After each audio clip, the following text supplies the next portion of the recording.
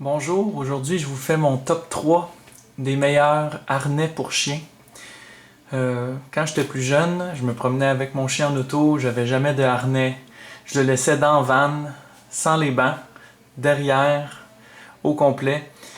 Puis un jour, j'ai regardé des accidents d'auto sur internet, puis je me suis rendu compte que c'était complètement innocent de laisser son chien pas être attaché, rouler 100 km/h sur l'autoroute, risquer d'avoir un accident, puis que mon chien meure, ainsi que moi-même, là.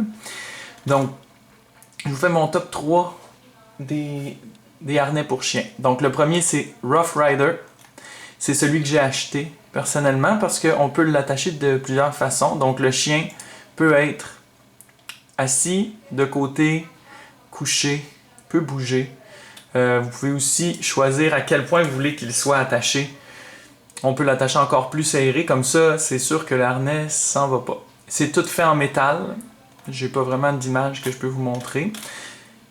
Mais toutes les attaches sont pas en plastique, ici, elles sont en métal.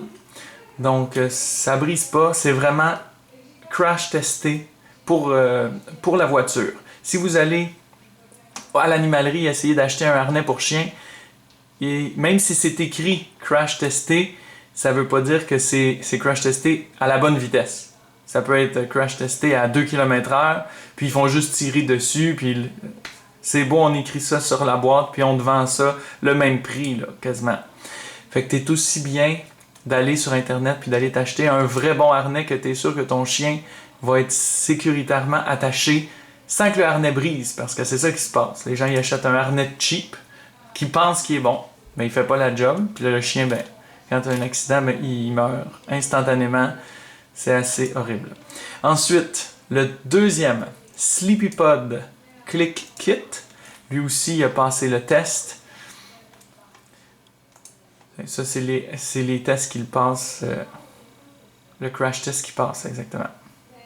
Ensuite, mon dernier qui, je pense, qui a fait... C'est lui qui est le plus sécuritaire, mais t'as l'air un petit peu bizarre avec ton chien attaché comme ça dans l'auto, et peut-être qu'il va se mettre à crier, à sciller, à hurler, peut-être, là. Je dis ça, ça dépend de votre chien, mais ils ont pas l'air très heureux d'être attachés comme ça. Cependant, celui-là, c'est le seul qui a réussi à passer le crash test de rollover.